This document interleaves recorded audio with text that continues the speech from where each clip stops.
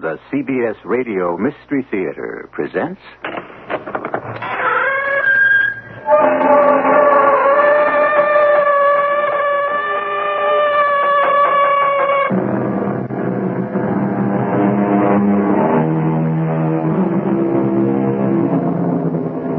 Come in.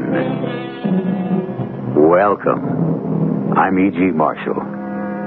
The year 1892 provided some history-making events, such as the completion of the Cape Johannesburg Railroad, the introduction of the first automatic telephone switchboard, the granting of patent rights for the internal combustion engine.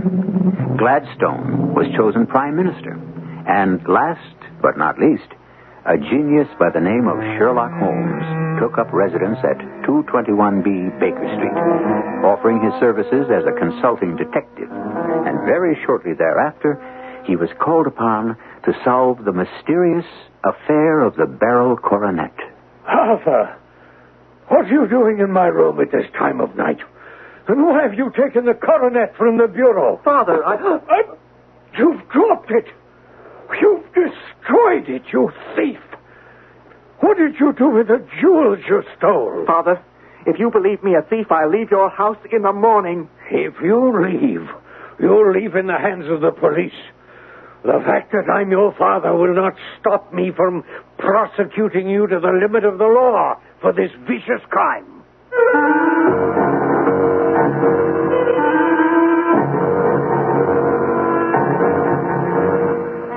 Our mystery drama, The Adventure of the Beryl Coronet, was adapted from the Conan Doyle classic especially for the Mystery Theater by Murray Burnett and stars Kevin McCarthy. It is sponsored in part by Buick Motor Division and Contact, the 12-hour cold capsule. I'll be back shortly with Act One.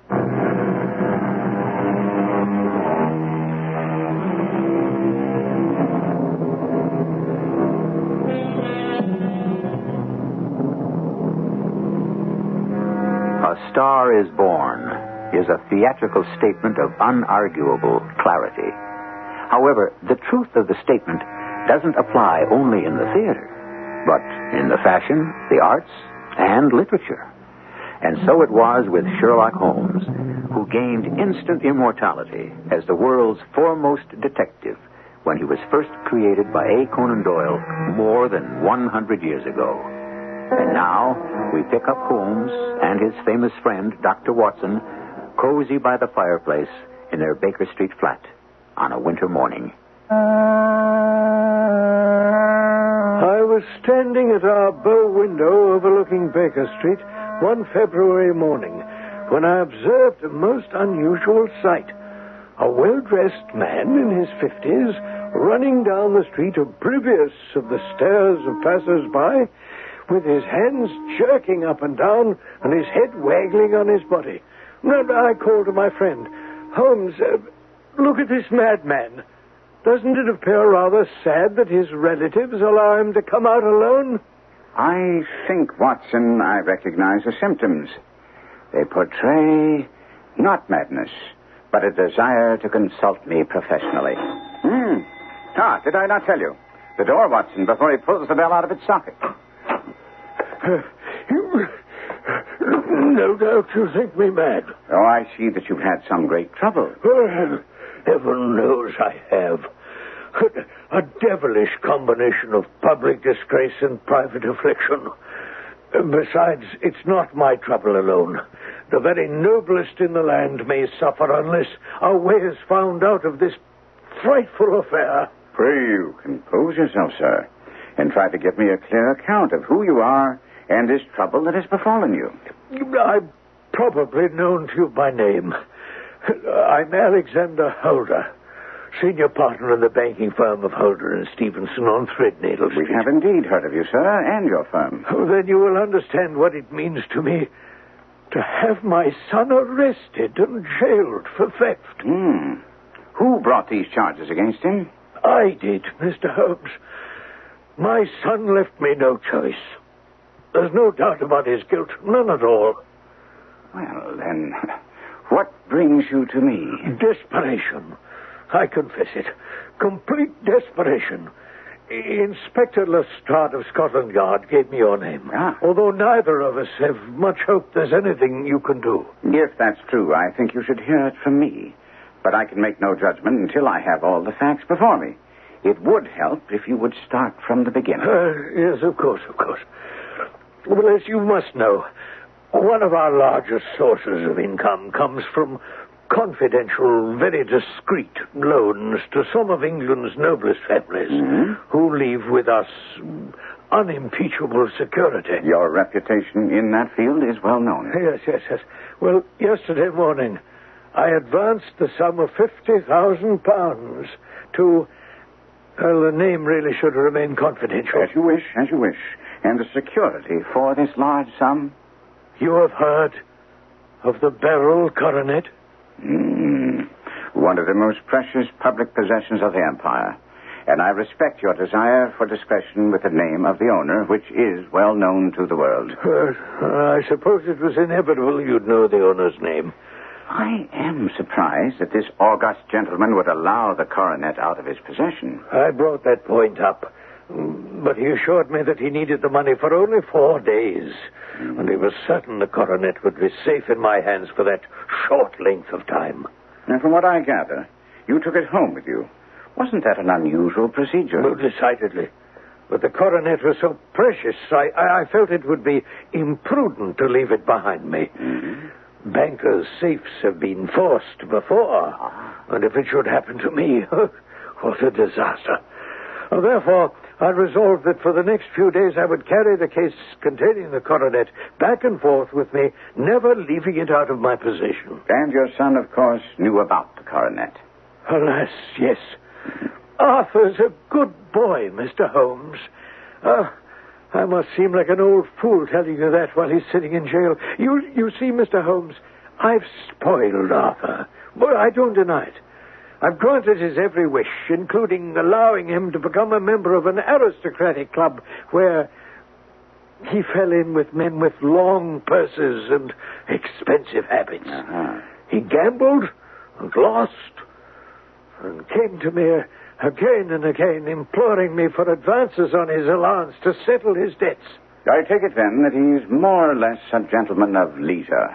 I wanted him very much to succeed me in my business. But to tell the truth, I was afraid to trust him with the handling of large sums of money. In fact, it was the conversation I had with him yesterday evening in my study that is the most damning piece of evidence. I'll try to lay it before you just as it happened. I don't suppose you're going to look upon what I had to say very kindly, but I've left myself no choice. Was it money again, Arthur? I'm afraid so. Can you let me have £200? No, I cannot. I'm sorry. That's not true. I will not. I've been much too generous with you in money matters. I won't deny you've been very kind to me, Father, but this is truly an emergency. I must have the money or I can never show my face inside the club again. Well, a very good thing if you don't. You mean you'd have me leave the club a dishonored man? Well, that's something of your own doing. I couldn't bear the disgrace. My patience has run out. You won't get a farthing from me. Very well. If you won't let me have it, then I must try whatever other means I can find. Those were his last words before he left the room. Damning, aren't they? They can be. I'll withhold judgment until I have more to go on.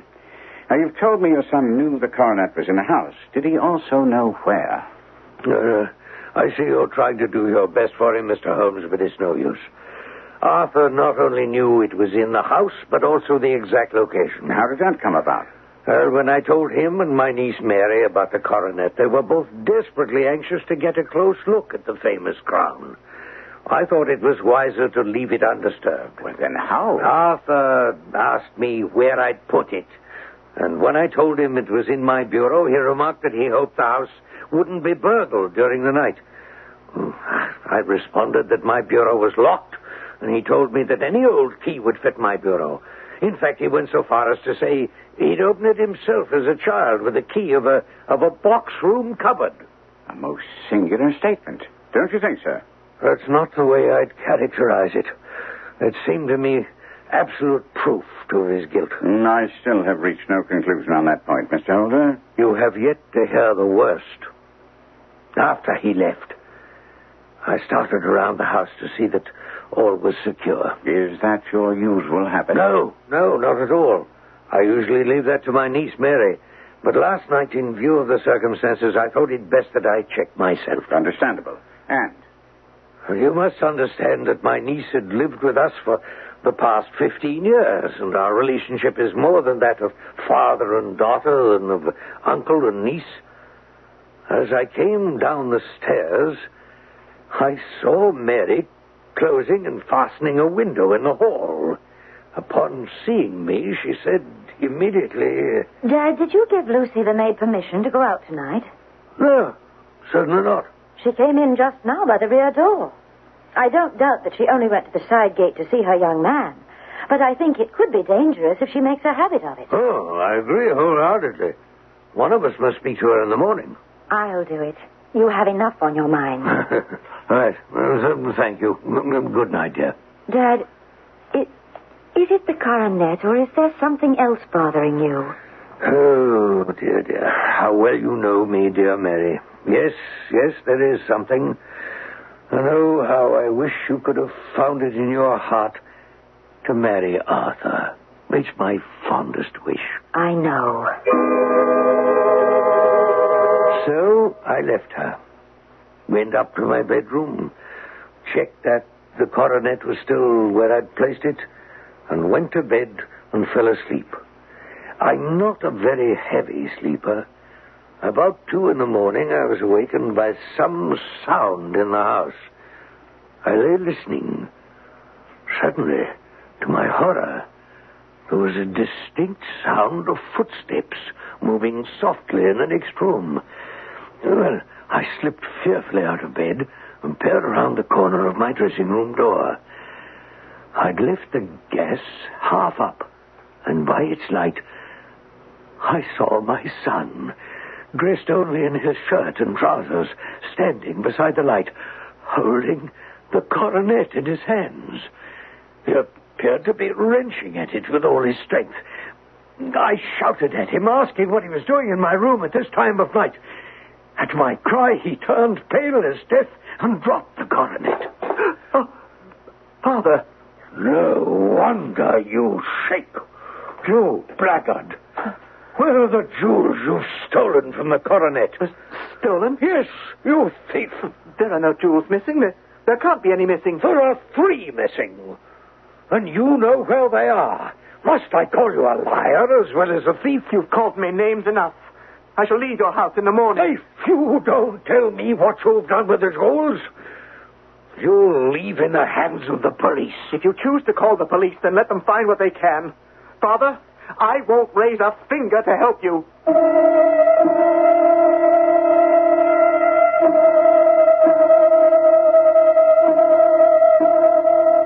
Today, there's a good deal of talk about the breakdown of communications between parents and children. It certainly seems that there's a lack of communication between Arthur Holder and his father, and with good reason. What is the good reason? We'll find out in Act 2 when I return shortly.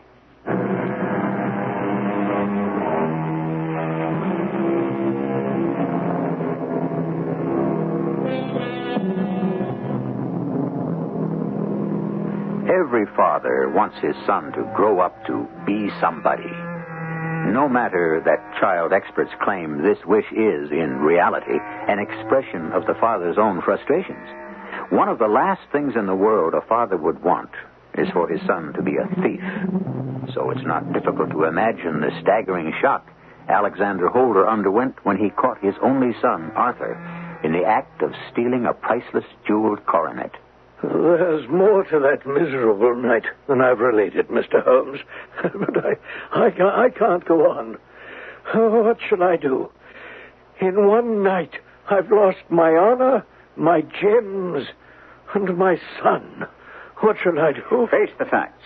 Pull yourself together and continue with the story. I'm not convinced that your son is a thief. But I saw him with the coronet in his hand. I hardly consider that conclusive. Was the remainder of the coronet at all injured? Yes, it was twisted. Hmm. Isn't it possible that he was trying to straighten it? Heaven bless you, but I'm afraid you're undertaking too heavy a task. What was he doing there in the first place? If he were innocent, why didn't he say so? Precisely. And if he were guilty, why didn't he invent a lie? His silence appears to cut both ways. But pray continue. You've told me you were shouting. Now, what about the rest of the household? Oh, the whole house was astir. Mary was the first to rush into my room.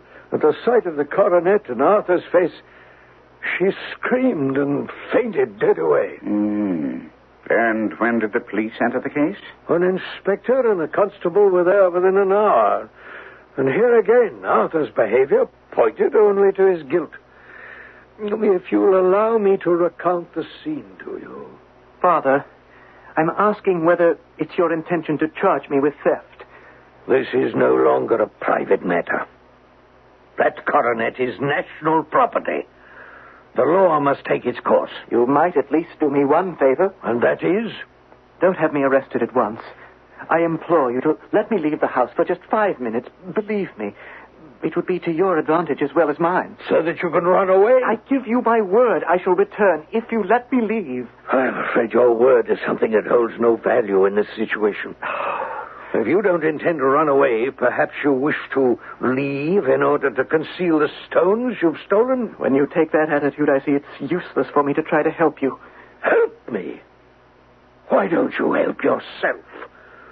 There were 39 perfectly matched barrels in that coronet. 3 are missing.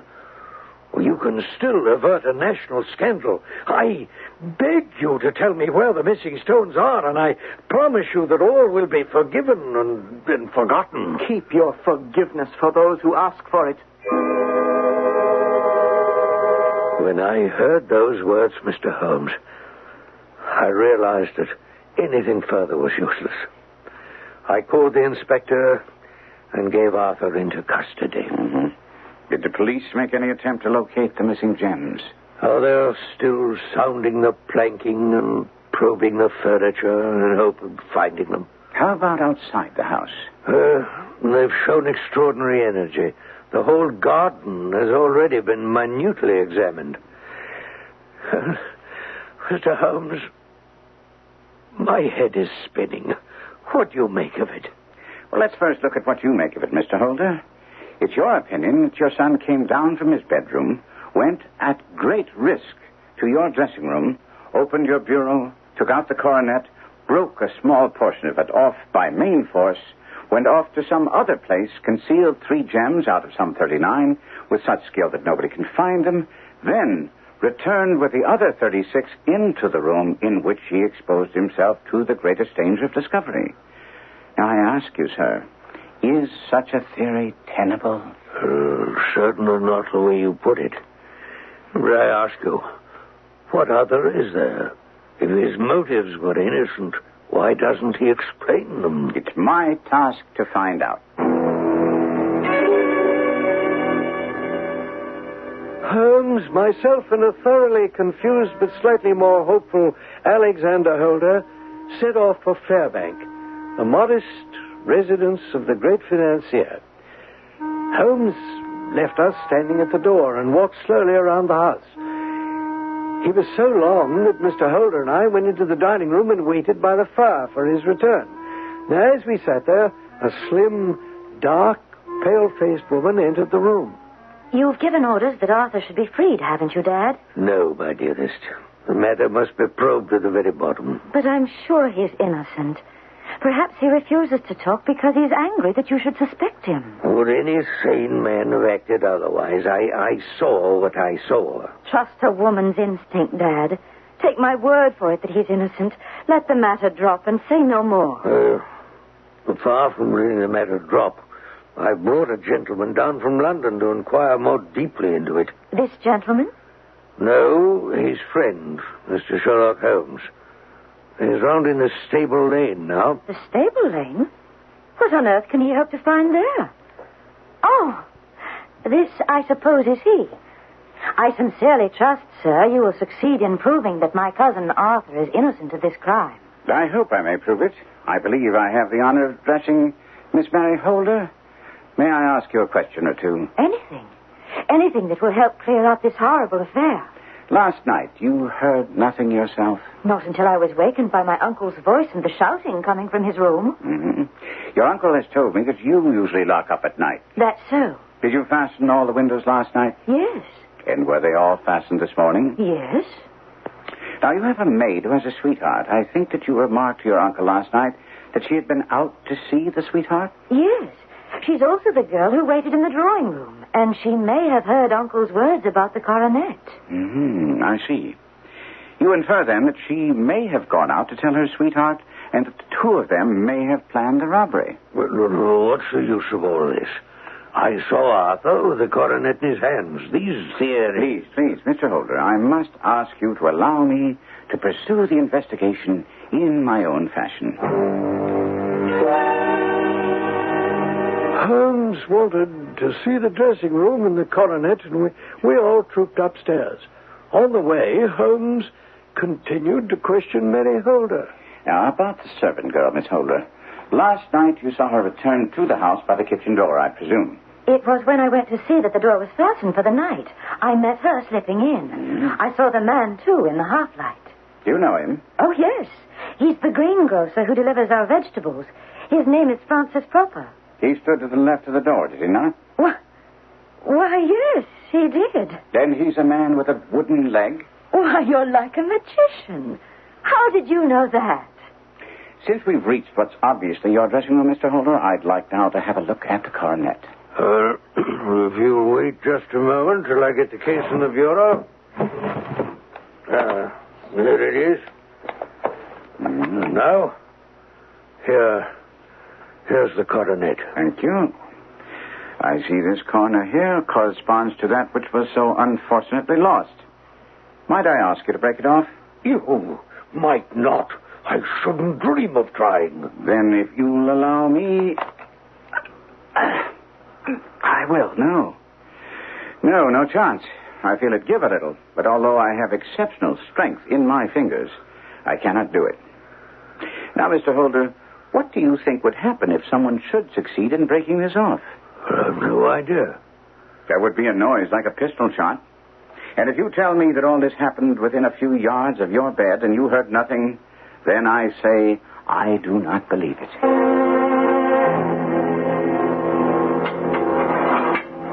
Well, Mr. Sherlock Holmes, has my father succeeded in convincing you of my guilt? Are you here to get my confession? Quite the contrary, young man. I know that you are innocent. All I ask is that you confirm some deductions that I've made as to what happened in the house the night that the coronet was mutilated and the jewels stolen. Well, I should think it's your task to find the jewels. So it is, but you can make that task easier and at the same time clear yourself and ease your father's anguish. He's brought it on himself. Is your father also to blame for your gambling debts? Of course not. I've been a fool, but I'm through with all that. Once I pay this lost debt, I'll never touch a card again. And what about the club? I'll resign. And I won't miss it. I'll be glad never to walk through those doors again. And how about the friends you've made there? Sir George Burnwell, for instance. Won't you miss his company? I rather think it will be the other way around. Indeed. From what your father told me, I thought Sir George was your mentor and your ideal. Oh, you think you're very clever. Perhaps you are, but you'll get nothing from me. No more answers, nothing. If I am tried and convicted, so be it. And that is my last word. Well, I can't understand why you're looking so content, considering how little progress we made with that young man. My dear Watson, if you think back on the conversation, I'm sure you'll see we made gigantic strides. For one thing, he told us that he's equally angry with his father and Sir George Burnwell. Well, so he did, but how that helps is beyond me. Look at the facts. Up until the incident of the coronet, Sir George Burnwell, according to his father, was Arthur's constant companion and dazzling friend. Oh, and he was also in good terms with his father. Precisely. Now it stands to reason he has cause to turn against the father who accuses him of theft. But why does he also change his feelings about Sir George? I've no idea. And I don't see how it has anything to do with the matter we're looking into. Only this, Watson, that the sudden breaking off of this friendship comes at exactly the time of the theft of the coronet. Well, couldn't it be coincidence? Exactly what I'm going to find out. This note is to a friend of mine who's a member of the same club, and I'm asking for an invitation. Well, what do you intend to do when you get there? Why, gamble, of course.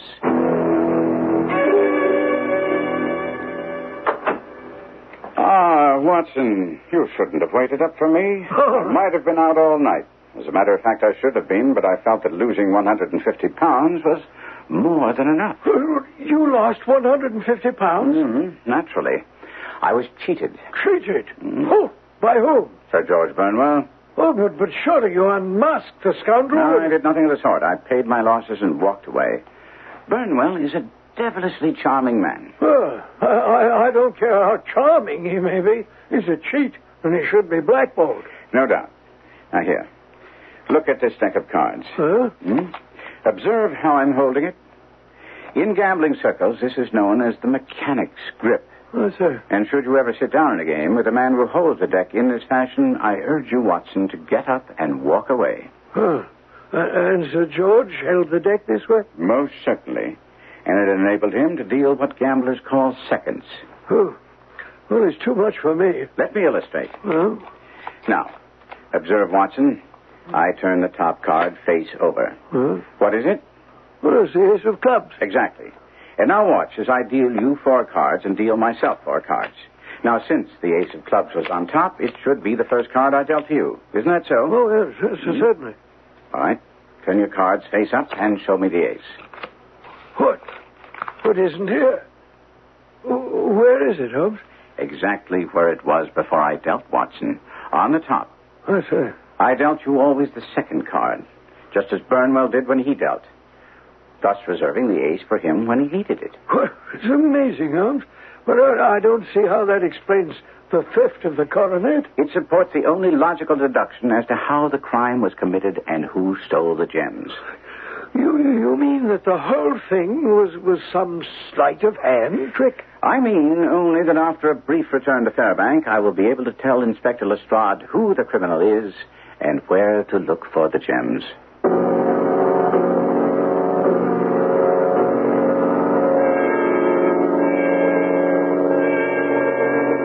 Magic and sleight of hand are practiced by many.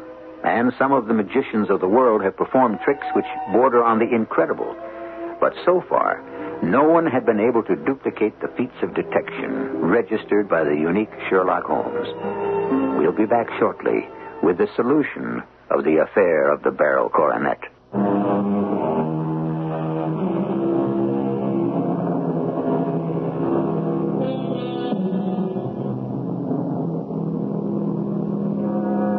It's ironic that the incomparable solver of mysteries, Sherlock Holmes, should himself be the source of a puzzle whose answer has eluded all the experts. The puzzle is, what accounts for his undiminished popularity?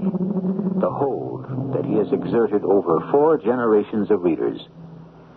My personal belief is that the Holmes stories satisfy a deep-seated longing for a well-ordered existence, where justice always triumphs. That may be an oversimplification, but let us put that speculation aside and visit with him and Dr. Watson as they bring yet another case to a triumphant conclusion. Holmes returned early in the afternoon with that glint in his eyes which told me things had gone well. Watson, they're doing the Symphony Fantastique at Covent Garden tomorrow evening, and by that time we'll have completed the investigation of this little affair of the Beryl Coronet. You know the culprit. Oh, I knew that yesterday. But there's an interesting development. Here, read this note from Mary Holder to her uncle. Well, my dearest uncle, I feel that I've brought trouble upon you, and that if I'd acted differently, this terrible misfortune might never have occurred. I cannot, with this thought in mind, never again be happy under your roof, and I feel I must leave you forever. Oh, dear. Do not worry about my future, for that is provided for. In life or in death, I am ever your loving Mary. Holmes, do you think this is a suicide note? No. Nothing of the kind. It is perhaps the best possible solution. What can this note possibly mean? Bring it along with us while we visit with young Arthur Holder, and everything will become perfectly clear. Before you start with any questions, I want you to know I haven't changed my mind. No questions, I promise. We bring you some news. Your cousin Mary has left the house. Oh, I don't believe you. It's a trick. Show him the note, Doctor. See, my dearest uncle, I fear must leave you. Oh, the fool. The poor little fool. You cannot blame her too much. You were also taken in by the rogue, were you not? I don't know what you're talking about. I'm talking about Sir George Burnwell. I believe she's with him now. You're wrong. You must be wrong. Mary couldn't... Why not? She'd led an extremely sheltered existence, and you have personal knowledge of what a charming, plausible villain the man is. When Sir George undoubtedly told her of his undying love, she believed him and became his willing tool. It's a lie. You, above all, should know it's true. How else do you explain her action on the night your father accused you of taking the coronet? You don't know anything about that On night. the contrary, I know everything, and I shall prove it to you. You went to bed, but you slept badly after the argument with your father. Well, what has that got to do with Mary? Because you had difficulty sleeping, you were curious when you heard a soft step pass your door. You looked out and were astonished to see your cousin walking stealthily along the passage leading to your father's room. Mary doesn't have it. She didn't... Didn't what? Keep it, you mean? I don't want to listen to any more. I am going to plead guilty and get it over with. Well, that won't help anyone, since I shall have your father engage a solicitor and pass on all the information I've gathered, and the whole world will then know about it. If you know so much, you don't need me. I would not be here if I didn't. Oh, very well. I'll listen to what else you have to say and then make my decision. Although I understand the depth of your feeling for your cousin, you shouldn't be blind to the fact that she acted ignobly. Mr. Holmes, if all you're going to do is criticize Mary... I am referring to her attempt to cast suspicion in your uncle's mind upon the maidservant. But it's perfectly true that Lucy saw a young man that night. I'm aware of that. But I also know that the maid had nothing to do with the coronet, as you yourself know. Because you saw Mary disappear into your father's dressing room. You were so amazed by her actions that you slipped on a shirt and trousers and waited. When she came out of the room, you saw, to your horror, that she carried the Beryl Coronet in her hands. You also saw her pass it through an open window to some person standing outside the house. Poor Mary. You make it sound almost as if you were there. For a moment, you were undecided. You wouldn't risk exposing Mary for anything in the world. But the instant she went back to her room, you ran out of the house and overtook Sir George Burnwell. I didn't know it was he until I caught up with you. And then you struggled with him. Each of you had a hold of the coronet, and then something suddenly snapped. You, finding the coronet in your hands, rushed back, closed the window, went to your father's room, and observing that the coronet was twisted, was trying to straighten it out when your father discovered you. Yes. Yes, you could see why I couldn't tell him. I see what difficulties love can lead a man into. But it was obvious that the reason for your cousin's fainting was that she saw you with the coronet and realized that you had the power to reveal her as the thief. Oh, she should have known I'd never do that. But how in the world did you know what happened outside the house? Simplicity itself. When I first arrived at Fairbank, I looked around the house for traces in the snow. When I reached the stable lane, there was a very long and complex story written there for all to see. I don't understand. There was a double line of tracks of a booted man and a second double line belonging to a man with naked feet. Though the man with the boots had walked both ways, I saw that a struggle had taken place near the road. When I examined the hall window with my lens, I could make out faint markings where a wet foot had been placed coming in. Your father had told me that you were dressed only in shirt and trousers.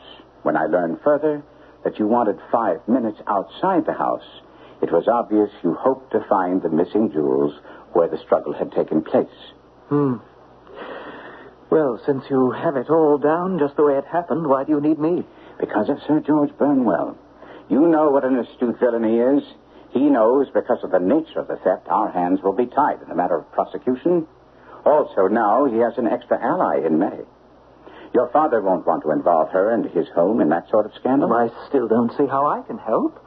Simply tell me that you will testify against Sir George Burnwell in court if it should come to that. Mr. Holmes, I give you my word.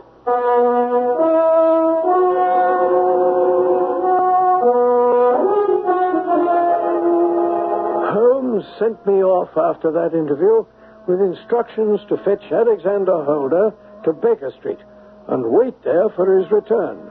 He was off to see Sir George Burnwell at the club. Ah, good morning, Mr. Holmes. Back for revenge, I fancy. I don't mind confessing that you deserve it. My good luck was outrageous. Shall we go to the card room? I think a small private room would be more suitable for the matter I wish to discuss. There's a small room off the bar which should prove just the thing.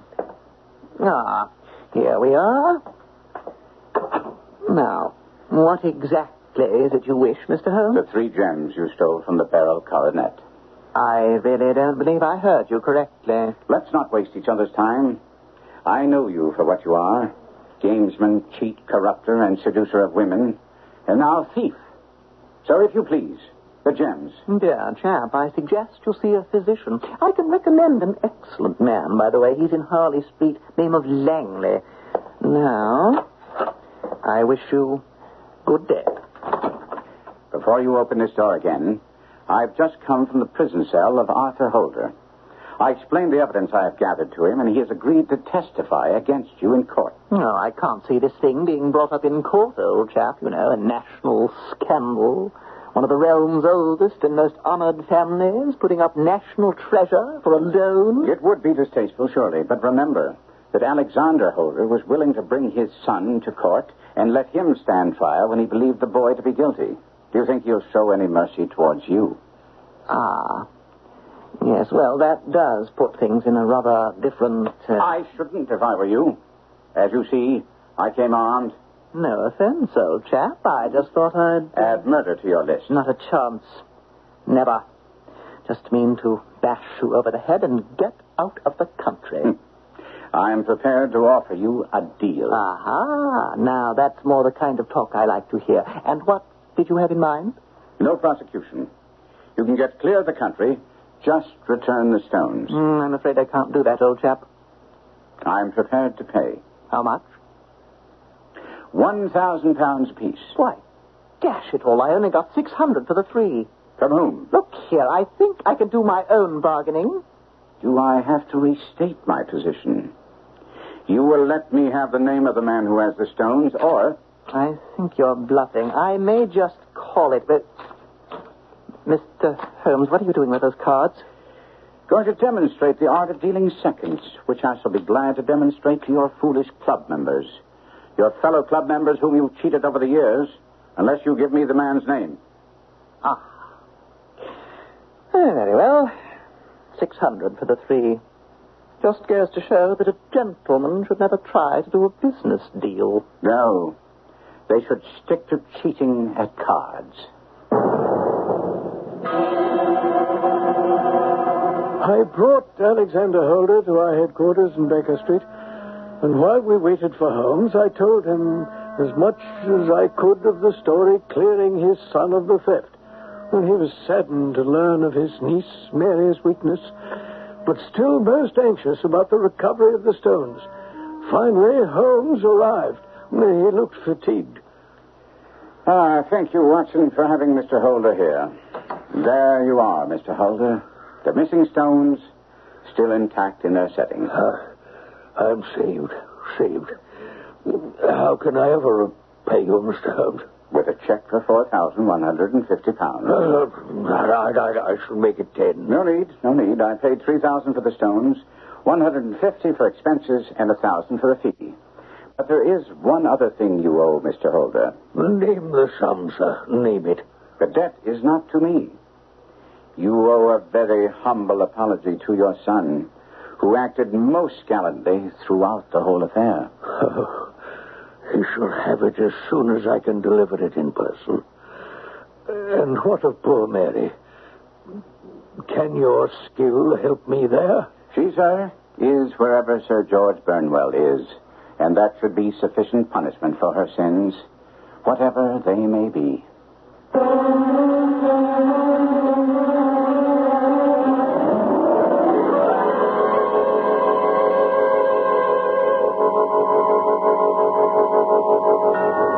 And so our proper moralist, Sir Arthur Conan Doyle, consigns Mary to her just punishment.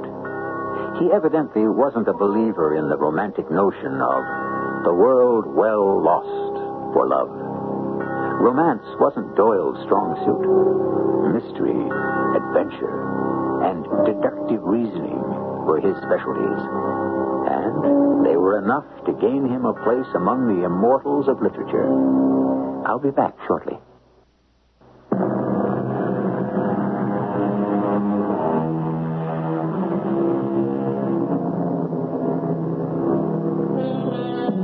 There are several railroad stations in London, but one of the unanswered puzzles that has tormented aficionados of Sherlock Holmes tales is that Holmes always took a train from either Waterloo Station, Charing Cross, or Paddington. There's really no satisfactory explanation ever been offered why he never left from Euston, King's Cross, or Liverpool Street. All perfectly good stations, but not for Sherlock Holmes. Our cast included Kevin McCarthy, Court Benson, Russell Horton, and Catherine Byers. The entire production was under the direction of Hyman Brown. This is E.G. Marshall inviting you to return to our Mystery Theater for another adventure in the macabre. Until next time, pleasant dreams.